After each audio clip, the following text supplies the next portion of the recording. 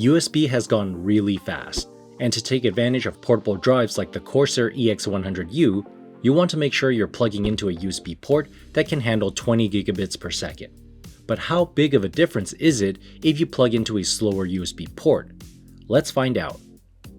The EX100U is a portable storage drive that features a USB 3 Type-C Gen 2 X2 port for up to 20 gigabits per second of bandwidth, and the drive itself is rated for up to 1600 megabytes per second sequential reads and writes.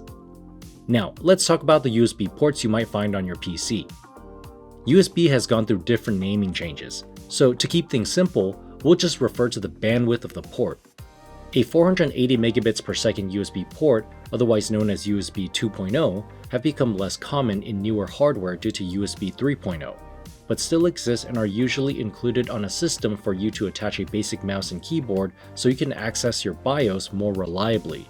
They generally won't have any significant markings. 5 gigabits per second USB ports will be more commonly found as USB-A. They are usually marked with SS, which stands for super speed, and may be colored blue.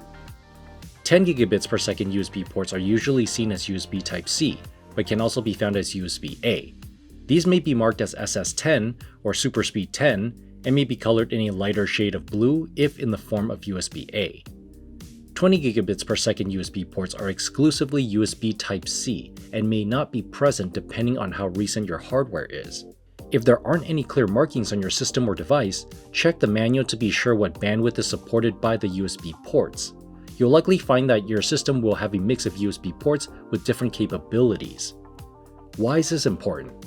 Well, portable drives like the EX100U will work with older generations of USB, but will operate at slower speeds to match the capabilities of the port it is connected to.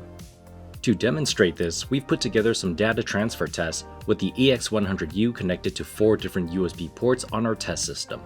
For these tests, we'll be using a project folder for one of our recent Corsair Lab videos, which contains a mix of small and large files.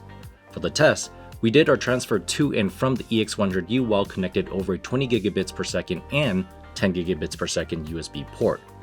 We've also included our transfer tests on a 5 gigabits per second port and a 480 megabits per second port with their included speeds and times here. As you can see, you'll definitely want to avoid accidentally plugging in your portable storage into a USB 2.0 port if possible.